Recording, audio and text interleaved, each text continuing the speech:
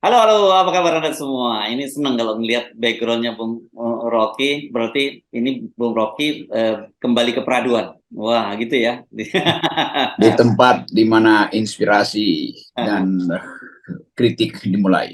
Oke, karena Anda ini hati-hati ya dengan background Anda, Bung Rocky. Ini banyak viewer kita itu yang mengamati loh. Ini di mana ini Bung Rocky kok ini seperti ini, di mana ini sekarang? Hati-hati aja. Saya cuma ingat hati-hati. Banyak pengamat Rocky Gerung. Jadi Rocky Gerung mengamati situasi Indonesia, tapi banyak orang yang mengamati situasinya Rocky Gerung. Udah kita bikin background standar, yaitu alam dan pohon. Yes, saya kira begitu. Oke, mari kita bicarakan lanjut lagi ya, Bung Rocky, soal korupsi BTS. Kita ngomong kemarin soal cas-cas, soal diagram, soal aliran dana dari BTS. Dan apalagi ini kan ditambah dengan pernyataan Pak Mahfud bahwa mereka Kejaksaan Agung itu sudah punya rekaman dari pembicaraan para pejabat yang soal bagi-bagi proyek itu. Dan sekarang muncul lagi berbagai background dan ada beberapa media, tapi saya kira media-media yang non mainstream gitu yang mulai mau berani membocorkan background ini dengan menyatakan ini belum dikonfirmasi. Kita tidak akan tampilkan, silakan lihat, Anda lihat di mana di WhatsApp grup tuh banyak sekali beredar-beredar. Setidaknya saya sudah dapat dua sekarang diagram, dan diagram pertama itu sederhana sekali, simple alirannya ketiga ketiga calon presiden, artinya sebenarnya maksudnya partai-partai yang ada. Jadi artinya kesimpulannya semua partai itu terutama koalisi pemerintah itu kecipratan. Tapi diagram yang berikutnya itu lebih lengkap lagi karena melibatkan sektor swasta siapa yang bermain. Kira-kira gitu, Bung Rocky. Iya, setiap grafik itu mirip grafik Sambo. Ada grafik yang diperluas, ada grafik anti grafik. Kira begitu. Ini BTS lebih gila nih. Karena di situ ada tetap 8 triliun dan masih akan berkembang, mungkin berapa temuan akan dimulai ketika pemeriksaan pada Joni Plate dimulai. Dan kegemparan itu pasti akan menyangkut apa yang pernah diputuskan di dalam kasakusuk istana itu. Jadi soal skandal-skandal ini kan nggak ada pengetahuan tertinggi publik terhadap apa yang sedang berlangsung. Nah, kita mau lihat sebetulnya panah-panah ini ke arah siapa itu. Dan ini akan memberantakkan seluruh koalisi sebetulnya. Karena atau membuat mereka justru makin mengikatkan diri. Tetapi bagi publik ini adalah soal korupsi, jadi mesti dibongkar. Nah, mata publik itu terutama nyampe ke daerah. Saya kemarin mondar-mandir di Sulawesi Selatan dan semua bertanya itu bagan itu benar apa enggak Pak Rocky? Saya bilang buat sementara anggap aja benar sebelum masuk justru ke pemeriksaan. Kan kalau udah masuk di kejaksaan itu mulai berlaku apa namanya apa istilah Justisia, ya pro justia artinya presumption of innocence itu. Tapi sebetulnya presumption itu adalah hak hakim. Bagi rakyat dia mesti tuduh dulu bahwa ada kejahatan. Jadi praduga tak bersalah itu ada di dalam pengadilan, praduga bersalah ada di dalam publik. Kalau praduga bersalah dilarang diucapkan oleh publik, lalu bagaimana caranya publik ingin intip kejahatan itu? Jadi kita pisahin dulu, kan udah pasti ini kan praduga tak bersalah dong. Iya, praduga tak bersalah itu hak hakim sebelum diputuskan bersalah. Tapi praduga bersalah itu hak publik, apalagi dalam soal korupsi. ini supaya orang nggak terlalu penasaran banget lah. Ini kita tampilkan ya. Ini salah satu yang muncul di media ya. Tapi medianya juga Udah menarik. agak lengkap panah-panahnya. Ya, medianya menyebut bahwa ini belum dikonfirmasi ya. Dia dapat ini menyebar di WhatsApp grup. Nah, ini salah satu contohnya saja ya. Yang dia sendiri menyebut ini belum dikonfirmasi. Tapi itu banyak bertebaran sebenarnya di media sosial gitu. Saya kira itu yang juga membuat mungkin Surya Paloh merasa gue nggak sendirian loh, jaringannya kemana-mana itu. Jadi ini yang disebut sebagai the web of crime gitu kan, ya. Jaringan crime yang di dalamnya orang saling tuduh tuh. Nah, semakin saling tuduh justru semakin banyak variabel yang bisa kita letakkan di situ tuh. Jadi sangat mungkin itu sampai dirjen bahkan sampai humasnya tuh tahu soal-soal begituan. Nah, mereka yang bercokol di Kominfo itu sekarang khawatir karena Mahfud MD akhirnya mengambil alih departemen itu kan, kementerian itu. Dan kita ingin supaya Mahfud di situ justru memperjelas arah panah-panah itu, arah grafik itu. Jangan dia kemudian datang lagi sebagai seorang yang seolah-olah ingin menyelamatkan semua pihak. Pak Mahfud diminta oleh sejarah untuk jadi etikus in optima forma dalam bentuk yang paling tinggi itu.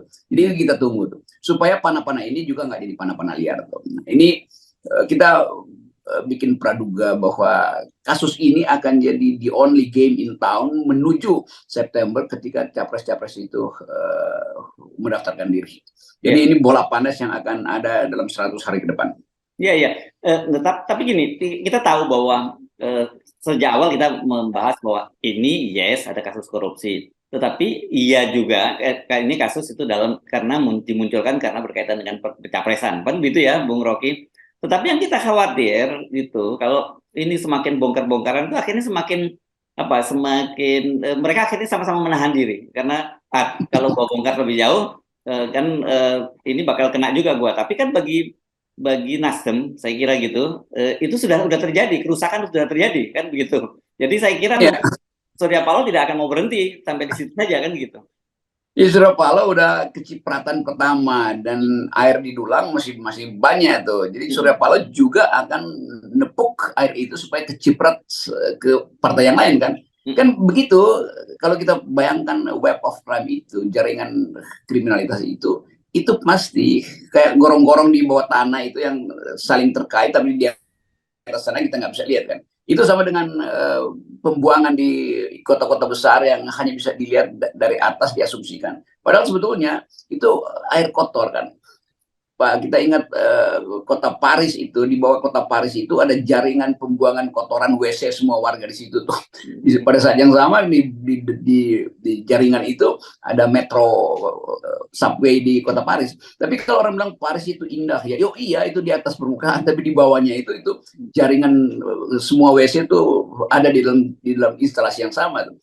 Tapi kita mau lihat sebetulnya keburukan dan bau busuk dari instalasi itu yang sekarang mulai diangkat ke permukaan oleh mereka yang tahu informasi kan, dicicil informasi itu. Jadi saya menduga dalam 1 minggu ini akan lebih lengkap. Dan jangan salah juga bahwa mungkin juga kejaksaan yang nyodorin peta-peta itu sementara kan untuk memancing para bandit ini supaya keluar dari kandang. Iya, ya. Dan kalau ini saya baca ini aktivis 98 ya, Haris Ruslimuti, kalau dia berani melalui akun Twitternya dia langsung bisa tunjuk hidung nih, Bung Rocky. Coba saya ini supaya nggak salah juga lah ya. Saya baca ini dia menunjukkan bahwa begini ini di Haris Rusli di statusnya dia menyebut bahwa sobat kabarnya nilai proyek BTS 31 triliun rupiah. Rencananya mau ditambah lagi 25 triliun dari 12 triliun yang sudah cair menurut audit BPKP harusnya bukan BPKB ini salah dia menyebutnya ya, BPKB kan kendaraan motor itu. Yang dirampok 8 triliun. Mengalir kemana duit rampokan itu? Kabarnya grup Sinarmas Franky Wijaya kuasai proyek BTS tersebut. Nah, ini kan dia terus udah mulai menyebut begitu itu. Jadi saya kira ini menarik karena dia sudah berani menyebut nama itu dan kemudian juga ada tadi charge tadi kemana dan itu saya tidak akan menyebut disebutkan juga ada alirannya ke istana juga gitulah. Ya kita tahu tapi Hari Motik ini Motek ini orang yang dari awal selalu punya semacam jalur membocorkan. Kita nggak tahu dari mana, tapi kita juga tahu bahwa ada problem di dalam istana yang ingin ditutupi itu. Dan bocoran-bocoran itu sebetulnya juga bisa dari dalam istana sendiri. Kan faksi-faksi di dalam istana juga macam-macam itu. Tentu beberapa menteri tahu isu ini. Saya dapat banyak bisikan, info segala macam, tapi ya oke, demi ketaatan hukum kita nggak bisa bicara di sini. Tetapi publik sudah menduga dari awal bahwa aktivitas dari Sinarmas itu masuk ke semua sektor. Dan kita anggap bahwa ya kalau begitu memang ada 3-4 oligarki yang memang top skor di dalam soal-soal semacam ini. Dan itu artinya dari awal Pak Jokowi memang diasuh oleh oligarki. Kan itu intinya kan. Begitu nama Pak Jokowi terkait dengan oligarki, maka nama keluarganya juga akan tersangkut kan. Gibran lah, Kaisang atau siapa iparnya yang di menentun yang di Medan segala macam. Kan peta-peta ini udah ada dari awal, tinggal disambung-sambungkan soal money laundering, soal insider trading, kan itu semua ada di situ kan. Jadi begitu kita diingatkan pada kasus BTS ini, seluruh kasus yang kemarin samar-samar akhirnya terbuka juga. Atau paling enggak mulai ditaruh variabelnya kemana ya, arahnya kemana ya, ke partai merah, partai biru, partai kuning, kira-kira begitu kan. Cuman dugaan orang tuh. Itu cuman warna partainya, belum kalau ditaruh di situ inisial orang yang bertanggung jawab terhadap deal-deal di istana di awal pembicaraan tentang BTS. Kan ini BTS-nya deal yang udah 3-4 tahun lalu sebetulnya mulai tercium tuh apa namanya tuh fraud di situ tuh. Ya, ya. Dan juga di kalangan oligark sendiri itu juga sebenarnya jangan dipikir mereka juga utuh ya. Mereka juga Iya. mencintai satu dengan yang lain kan gitu.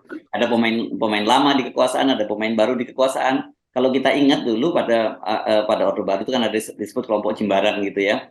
Dan sekarang yang sering disebut di masa Pak Jokowi ini adalah Sinarmas gitu ya. Jadi artinya sebenarnya di antara mereka sendiri juga saling mengintai. Nah, buat kita sih bagus kalau di antara mereka saling mengintai gitu.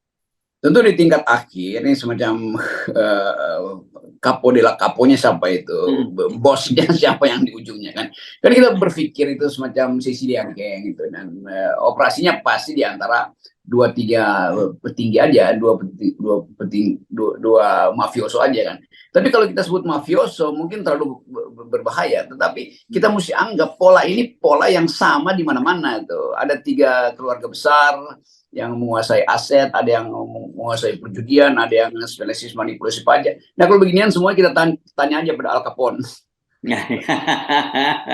Ya, memang kalau berdasarkan pengalaman ya kita di beberapa pilkada maupun saya kira juga di pilpres dan pileg itu memang ada semacam arranger gitu ya. Ada yang mereka ini jadi siapa yang dipercaya di antara mereka untuk mengelola itu, dan dananya itu saweran dari mereka gitu, dan mereka inilah sebenarnya nantinya akan mengendalikan kekuasaan itu. Ada di satu daerah misalnya yang itu hanya satu pemainnya, misalnya dia menjadi tidak. Tapi kalau untuk nasional saya kira itu nggak mungkin ditanggung oleh satu kelompok saja atau satu grup usaha. Ya itu pasti ada, dia paling bertindak sebagai arrangernya gitu. Iya, ada yang jadi ranger, ada yang konduktor, ada yang jadi amplifier, semuanya itu lengkap. Tapi yang mau kita perlihatkan pada publik bahwa jangan khawatir bahwa kasus ini akan terbuka pasti sebelum pemilu tuh. Karena justru di antara capres ini ingin cuci tangan ya. Gue nggak terlibat sebetulnya. Saya tahu itu tapi saya nggak mau buka tuh karena tahun pemilu, dan akan dituntut sebetulnya. Kalau 3 capres ini masuk di dalam debat publik, orang pertama kali angkat tangan, wartawan akan angkat tangan. Anda kedengarannya atau terlihat bahwa inisial Anda ada di dalam peta BTS loh, bagaimana Anda jawab itu? Itu nggak bisa menghindar. Karena pada saat yang sama juga wartawan asing akan bantu Pilpres Indonesia. Karena wartawan asing punya kepentingan dengan siapa calon presiden berikut. Dia lepas nggak dari tawanan oligarki Jokowi hari ini. Kan itu intinya kan. Investor asing juga akan menunggu kelengkapan informasi tentang perdebatan capres dalam isu bisnis. Itu intinya kan. Kalau isu politik mungkin oke, itu karena isu bisnis. Dan Indonesia tetap negara yang lukratif, yang potensial untuk didatangi oleh investor asing. Setelah Presiden Jokowi langsir, akan ada perubahan format deal bisnis dengan presiden yang baru. Ya, dan penting kita ingatkan ya bahwa sebenarnya banyak sekali kasus-kasus yang jauh lebih besar korupsinya dibandingkan BTS ini. Ya, tetapi kenapa BTS dipilih? Yaitu tadi karena berkaitan dengan soal ini ya, soal rivalitas dalam pencapresan. Gitu. Ya, rivalitas itu juga diincar oleh oligarki. Kan oligarki mau semacam pemutihan nanti kalau si presiden A jadi presiden Indonesia atau yang B yang kalah. Dan oposisi juga bersiap-siap untuk mempersoalkan fasilitas-fasilitas yang bakal diterima oleh presiden baru. Jadi baik juga di 2024 ada pemimpin yang akhirnya diasuh oligarki, tapi oposisi juga akan kuat untuk mempersoalkan potensi pemimpin itu dikendalikan oleh oligarki baru. Itu kira-kira yang juga lagi dibicarakan di pusat-pusat kajian BEM Indonesia tuh. Saya dapat informasi banyak dari BEM yang akan mengkaji ini. Jadi mulai minggu depan, isu BTS ini akan jadi mainan anak-anak BEM, dan mereka punya informasi yang setara dengan informasi intelijen. Kalau BEM itu kan dia bisa kompilasi, dan dengan akal yang bagus dia bisa reformatting peristiwa-peristiwa ini. Nah, ini menyulitkan nanti para calon presiden untuk menjawab. Kalau pertanyaan wartawan bisa dibuat siksak jawabannya, tapi kalau BEM udah mulai dengan poster datang ke depan DPR, di depan kejaksaan, hancurlah. Permainan ini pasti akan terbuka. Ya, dan kasus ini kita pastikan bahwa kalau di BTS itu yang main juga pasti adalah partai-partai koalisi pemerintah kan. Ini kan monopoli pemerintah. Kebetulan saja karena kemudian Nasdem membelot, dia mulai dibongkar duluan, tetapi dia bisa menggeret yang lain juga, karena pasti seperti kita selalu sebut, Pak Surya Paloh pasti juga punya pemahaman, punya data yang sama, karena bagaimanapun menterinya adalah Johnny G. Plate, pasti punya data juga. Sebelumnya dia juga punya aparat di kejaksaan pada periode sebelumnya. Jadi saya kira ini kalau kita dorong saja lah. Kalau dari sisi Pak Surya Paloh kan tertanggung, Pak Surya Paloh udah jadi korban duluan. Jangan mau dong cuman korbanin begitu saja. Saya melihat itu poinnya tuh, dan kelihatannya kalah siasat. Pak Jokowi saat ini kalah siasat. Dia nggak duga bahwa Nasdem juga punya data yang lebih lengkap tentang peta itu. Nah, Pak Jokowi mungkin diberi nasihat bahwa Nasdem nggak akan melawan. Ternyata Surya Paloh melawan. Dia melawan artinya dia tahu bahwa minimal dia punya senjata, dia masih punya amunisi itu yang bisa dia pakai sampai kira-kira ya akhir tahun ini. Nah, perlengkapan itu yang tidak dimiliki oleh Pak Jokowi. Karena Pak Jokowi itu pasang front lagi pasang front dengan Ibu Mega. Sekarang Ibu Mega atau partai Ibu Mega pasti juga akan kena variabel itu. Bahwa di dalam peta pasti akan masuk karena dianggap partai besar kan. Dengan dugaan yang gampang orang bilang pasti partai besar dong. Nah, PDIP itu partai besar, tinggal dicari di situ. Orang sekarang lagi berusaha untuk menjawab inisialnya siapa sih yang dimaksud di situ tuh, yang pakai 3 huruf itu. Nah, kita mau tunggu itu dibuka di persidangan awal atau pemeriksaan awal Johnny Plate. Nah, itu artinya semua kamera publik akan terarah pertama-tama pada PDIP itu, baru pada partai lain. Kan sinyal-sinyal itu kan ada di kita sekarang tuh. Nah, itu juga yang saya kira menimbulkan ketegangan baru antara Presiden Jokowi dan Ibu Mega. Ya, dan tiba-tiba saja sekarang ini kantor Kemensos digerebek lagi oleh KPK gitu ya. dan kemudian Rizal menjelaskan, oh itu kasusnya itu bukan kasus pada periode saya, tapi itu periode tahun 2021 lalu lah, 2021. Artinya menteri yang lama. Menteri yang lama itu juga kader PDIP kan gitu. Kemudian orang kenapa kok setelah jeda sekian lama digeledah lagi gitu Kemensos? Apa ini bagian dari cyber juga gitu untuk menekan PDIP gitu? Ya, ini cyber yang akan jadi open war tuh. Kan dari awal kita bikin tesis bahwa persaingan politik antara Megawati dan Jokowi itu bukan lagi persaingan antara dua tokoh, tapi ini semacam persaingan untuk memenangkan opini publik tuh. Nah, bahayanya Pak Jokowi sampai bulan tahun depan dia masih presiden, jadi dia masih bisa mengerahkan seluruh instrumennya untuk ngacak-ngacak PDIP yang bercokol di beberapa kementerian. Ini analisis kita ya, bahwa pasti keadaan-keadaan baru atau temuan-temuan baru terhadap kasus lama akan diucapkan lagi kan. Soal Harun Masiku, soal Madam Bansos segala macam. Kan itu ada dalam rekaman istana juga tuh, yang diingatkan terus oleh netizen, diingatkan terus oleh jurnalis. Belum selesai masalah ini. Nah, kita mau lihat bagaimana Ibu Mega bereaksi akhirnya. Sebetulnya Ibu Mega masih punya kesempatan untuk mengkonsolidasi partainya. Tetapi faktor Ganjar di situ membuat PDIP itu sedikit berantakan konsolidasinya kan. Karena faksionalisme di PDIP juga tinggi sekali itu. Jadi kita mau lihat ya mungkin 1-2 hari ini akan ada ucapannya agak merendah lagi dari Hasto. Oke, kita masih bisa pahami kenapa Nasdem melakukan serangan balik pada Jokowi, tapi itu akan jadi umpan balik pada pers untuk ngompori lagi. Jadi nanti kompornya bukan sekedar Jokowi versus Mega yang pertama, yang kedua Jokowi versus Surya yang kedua, yang ketiga adalah Surya versus Megawati. Jadi 3 poles itu, 3 sudut itu, Jokowi, Mega, dan Surya itu akan menguasai public opinion dan komunikasi politik dalam 3 bulan. Talk show akan mulai dari situ. Ya, kita bisa sebut segitiga Bermuda. Ya, itu Bermuda triangle yang berbahaya. Oke, baik Bung Rocky, berbahaya buat kekuasaan tapi saya kira baik buat rakyat gitu kalau dilakukan. Oh, kalau rakyat senang itu buat melihat amputasi di antara elit. Dan 0% tetap semangat untuk menegakkan keadilan. Yes, thank you. Yo.